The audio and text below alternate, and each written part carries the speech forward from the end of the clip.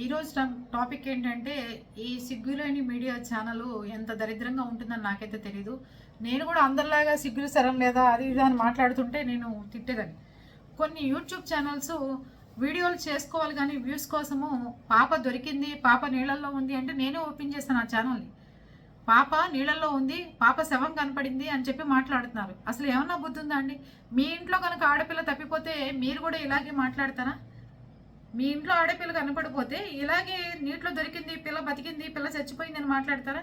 ఇంకోటి ఎవడో వాళ్ళ ఇంటికి వచ్చాట. మరి ఇంతమంది న్యూస్ ఛానల్ వాళ్ళు, ఇంతమంది సెక్యూరిటీ ఉండగా మీ పాప మట్టిలో కలిపారు, మట్టిలో ఉంది, ఎన్నో రోజుల నుంచి ఆ పాపకు శిక్ష విధిస్తున్నారు, నాతో వస్తే నేను చూపిస్తాను అది ఇది అని చెప్పి వాళ్ళ తల్లిని చిత్ర హింసలు పెట్టారట. అంతేకాకుండా వాడు రాత్రంతా డాబా మీద పడుకున్నట్ట. మరి ఈ మీడియా ఛానల్స్ వాళ్ళ అమ్మని చూపిస్తున్నారు, వాళ్ళ నాన్నని చూపిస్తున్నారు, పసిపిల్ల మొహం చూపిస్తున్నారు. ఎవడైతే పేక్గాడు వాళ్ళ ఇంటికి వచ్చాడో అతని మొహం చూపించకుండా వీడియో చేశారు పొద్దున ఎవరు వాళ్ళ ఇంటికి వచ్చిన అతని గురించి. ప్లీజ్ అండి, ఆ కుటుంబాన్ని వదిలిపెట్టేసేయండి. ఎంతోమంది కుటుంబాల్లో పిల్లలు తప్పిపోయారు, ఎంతోమంది కుటుంబాల్లో పిల్లలు పారిపోయారు, ఎంతో కుటుంబాల్లో పిల్లల్ని చంపేసిన సందర్భాలు బోర్డు ఉన్నాయి. విజయవాడ వైష్ణవిని ఎంత దారుణంగా చంపారో మనకు తెలీదా? బాయిలర్లో పెట్టి చంపేసింది తెలీదా మనకి? ఇలాగే ఇబ్బంది పడింది కదా పాప ఫ్యామిలీ అంతా. ఎందుకని ఎస్పీ గారు కూడా దగ్గరుండి 10 సార్లు చెప్పెళ్ళారు, మీడియా ఛానల్ అసత్య ప్రచారాలు చేయకండి అని. భయం భక్తులు ఏం లేకపోతే ఎలాగ పోలీసులన్నా కూడా. అందుకే తీసుకెళ్ళి మీ అందరిలోకి కోటింగ్లు ఇచ్చే ఊరికెవరు. ఇందాక కూడా పాపకి ఆ బొమ్మలు ఎందుకు తగిలిచ్చారు అంటే చేతపడి చేసి ఆ పిల్లకి జాహ్నవి రక్తం అమ్మి అంటిన బొమ్మలు అవి అక్కడ తీసుకొచ్చి ఎవరో భూత వైద్యులు తగిలిచ్చారు అని చెప్తున్నారు. చేతపడి చేశామని చెప్తున్నారు, చేసి చంపేశారని చెప్తున్నారు. వాళ్ళని వదిలేసేయండి, వాళ్ళ తల్లిదండ్రులు వాళ్ళని వదిలేయండి. ఎక్కడెక్కడ లేని వాళ్ళందరూ వాళ్ళ ఇళ్ళ చుట్టూ తిరుగుతూ ఎంతో మందికి బోళ్ళని ఇబ్బందులు ఉన్నాయి, వాళ్ళు ఇళ్ళకి పోతున్నారు. ఇలాగే ఎందుకలా యూట్యూబ్లో ఇలా ప్రచారాలు చేయడం? అన్నం తింటున్నారా, ఇంకేమన్నా తింటున్నారండి మీరందరూ? మీ ఇంట్లో పిల్ల కనపడిపోతే మీరు కూడా ఇట్లాగే పిల్ల చచ్చిపోయిందని చెప్పి ప్రచారం చేసుకుంటారా? ఎంత బాధ తల్లికి చూస్తుంటే. అర్థం చేసుకోండి కొంచెం. మీడియా ఛానల్స్ అన్ని, యూట్యూబ్ ఛానల్స్ అర్థం చేసుకోండి. మీ వ్యూస్ కోసము మీ ఫేక్ న్యూస్లు చెప్పొద్దు.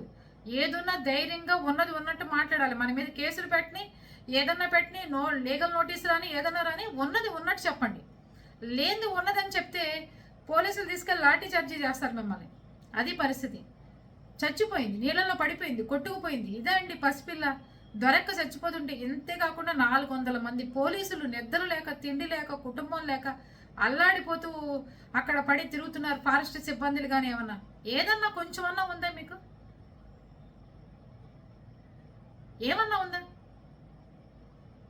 ఎంతసేపు థంబ్నెయిల్స్ పెడుతున్నారండి ఈ మధ్యకాలంలో. వీళ్ళని చూస్తున్నాం యూట్యూబ్లో వీడియోలు చేసేవాడిని, వాళ్ళంతా బరస్ట్ ఫీలర్స్ ఉంటారు. ఇంకా పిచ్చి థంబ్నెయిల్స్, వ్యూస్ ఇంకా చూసేయాలి ఓపెన్ చేసి. ఏమైందో తెలుసా, అలా జరిగింది తెలుసా, ఇలా జరిగింది తెలుసా, ఫోటోలు పెట్టడం, ఫోటోలు పెట్టి వాడుకోవడం. మీ గట్స్ ఉంటే మీ మొహాలు పెట్టుకుని వీడియోలు చేయండి. చూస్తే చూస్తారు, లేకపోతే లేదు. అంతేగాని వాళ్ళందరి ఫోటోలు తెచ్చి దాంట్లో పెట్టి అది ఏంటని మనం ఓపెన్ చేయంగానే దాంట్లో ఏ మ్యాటర్ ఉండదు. అలా చేయలేని వాళ్ళు ఎందుకు చేస్తారు?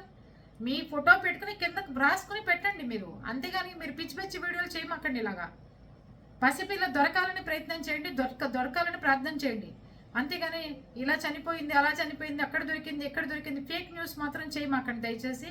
ఫేక్ థంబ్నెయిల్స్ పెట్టే వాళ్ళని కూడా యూట్యూబ్ డిలీట్ చేసేయాలి వాళ్ళ ఛానల్స్. అప్పుడు దరిద్రం పోతుంది. యూట్యూబే ఫేక్ న్యూస్లు, ఫేక్ ఇలా ఫోటోలు పెట్టుకుని థంబ్నెయిల్ పెట్టే వాళ్ళని కూడా ఆ వీడియోలు తీసేసి వాళ్ళని డిలీట్ చేసేసి వాళ్ళ మీద వీడియోని తీసి అవతల పడిస్తే సరిపోతుంది వాళ్ళకి.